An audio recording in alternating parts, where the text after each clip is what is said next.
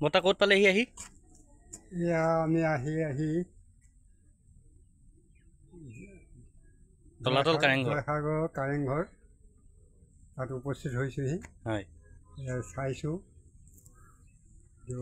কেনেকুৱা লাগিছে? মনোৰম দৃশ্য। এনেকুৱা জেগা যুগলি বা ঘৰ দুৱাৰ মন্দিৰ ক'তো তেনেকৈ একেলগে দেখা নাই। সঁচাকৈ খুব ভাল লাগে আৰু কেতিয়াবা শিৱসাগৰ আহিলে নিশ্চয় মিছ নকৰিব, কিন্তু আহি পেলাই এপাক হ'লেও চাই যাবহি, জীৱনটো উপভোগ কৰোঁহি সাৰ্থক হ'ব। আপুনি কেনেকুৱা পাইছে? মোৰ কিন্তু বঢ়িয়া লাগিছে। ইয়াৰ পৰা নাযাওঁ লাগিছে আৰু কি কৰিম, ঘৰ সংসাৰ এখনতো আছে, যাবতো লাগিবই।